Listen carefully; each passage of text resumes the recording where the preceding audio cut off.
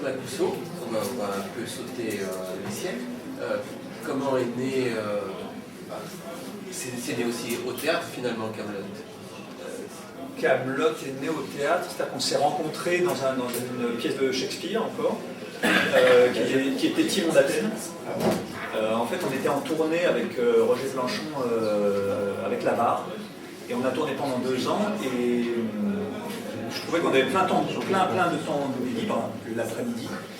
Et j'ai donc proposé à mes camarades, notamment, je ne sais pas si vous avez vu pour certains d'entre vous des spectacles de Roger Planchon. En tout cas, dans les dernières années, il aimait beaucoup la figuration, donc il y avait souvent beaucoup de monde sur le plateau.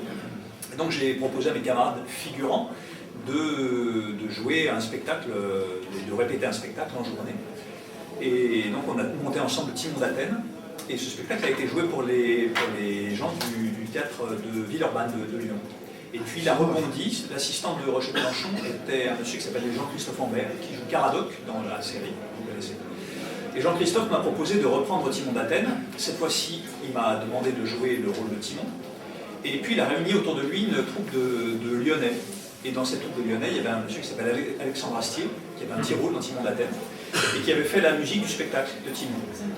Et il y avait aussi celui qui torture tout le monde, Vénec, qui vend des instruments de torture. Il y avait aussi le chevalier, j'oublie les noms. Voilà. Merlin, non? Qui Merlin. Il y avait Merlin qui était là. Enfin, voilà, on était tout un tas à être dans ce spectacle de Shakespeare. Et 8 mois plus tard, je reçois un coup de fil d'Alexandre Astier qui me dit « Veux-tu descendre à Lyon? J'ai un projet de court-métrage. On ne peut pas te payer, mais voilà, j'aimerais beaucoup que tu sois dans le projet. » Et c'est un projet qui s'appelle Dies Irae. Donc je suis descendu à Lyon, nous avons tourné Dies Irae. Je vois des gens qui opinent du chef, donc qui ont peut-être vu Dies Irae, qui est un petit peu la jeunesse de Kaamelott. Et puis nous avons tourné Dies Irae en 3 jours.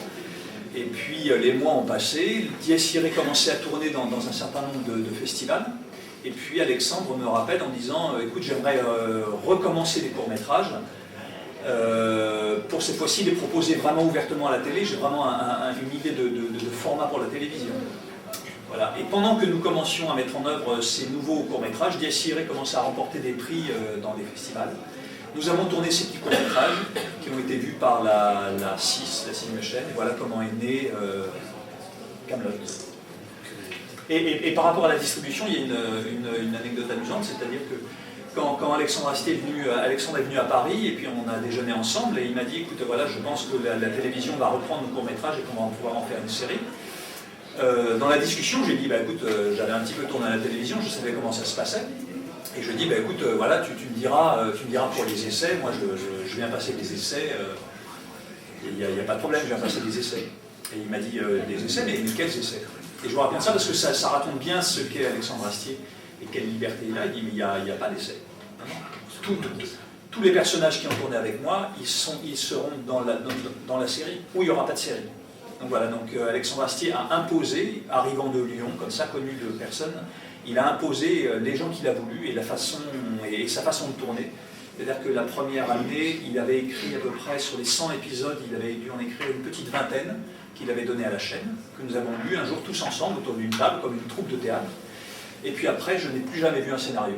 Et il n'a plus jamais écrit un scénario à l'avance. Donc voilà un peu l'aventure de Kaamelott, c'est-à-dire qu'on arrivait sur le tournage à 6h, 7h du matin, au maquillage, et on ne savait pas ce qui allait se passer dans la journée. Et on nous donnait les scénarios, et il écrivait au dernier moment. Est-ce qu'il écrivait des dialogues ou il vous laissait improviser? Non, nous n'avons jamais improvisé quoi que ce soit avec tout était écrit. Tout. Le moindre mot. Il n'y a pas. Je pense que dans les 6 saisons, les 6 livres de Kaamelott, je pense qu'il n'y a quasiment pas un mot d'improvisé. Ou peut-être un jour, Elie Semoud a peut-être prolongé un texte parce qu'il a du mal à se mentir. Mais il n'y a pas un mot d'improvisé.